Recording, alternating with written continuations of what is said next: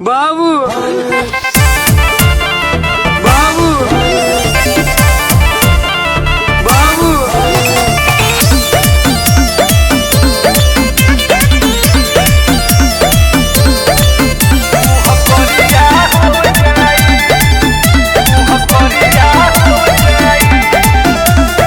सुनो ये जान बड़ी लागता रे धूप हो, बाहर निकलबू खराब होई लुक हो। अरे जान बुझना सुनो सुनो ये जान बड़ी लागता रे धूप हो, बाहर निकलबू खराब होई लुक हो। बात मनाओ तो काम बढ़िया हो जाए। तुम घर से बाहर मत निकलना, बाहर बहुत धूप है, तुम काली हो जाओगी। बाबू बाबू निकल ना घर से बहरिया, मुँह करिया हो जाई।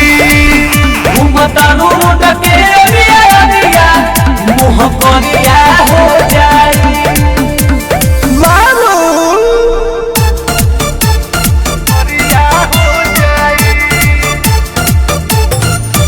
घूमता रोड के एरिया, मुँह करिया हो जाई। आज मेकअप लगा के देखावा तारू एक्शन, लग जाई धूप को दी रिएक्शन। लंबू देख दिया बुझली। आज मेकअप लगा के देखावा तारू एक्शन, लग जाई धूप को दी रिएक्शन। ताहर खिला बदन मरिया हो जाई। तुम घर से बाहर मत निकलना, बाहर बहुत धूप है, तुम काली हो जाओगी। बाबू बाबू निकल ना घर से बहरिया, देह करिया हो जाई।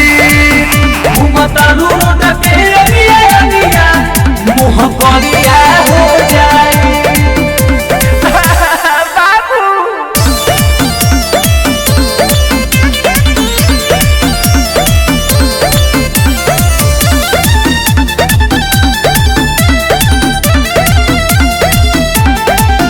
अरे जेठ के गरमी कोइले बाबे सरमी, चढ़ल जवानी में रख टहनी नरमी। जेठ के गरमी कोइले बाबे सरमी, चढ़ल जवानी में रख टहनी नरमी। गरमी में सुमिल बढ़िया हो जाए। तुम घर से बाहर मत निकलना, बाहर बहुत धूप है, तुम काली हो जाओगी।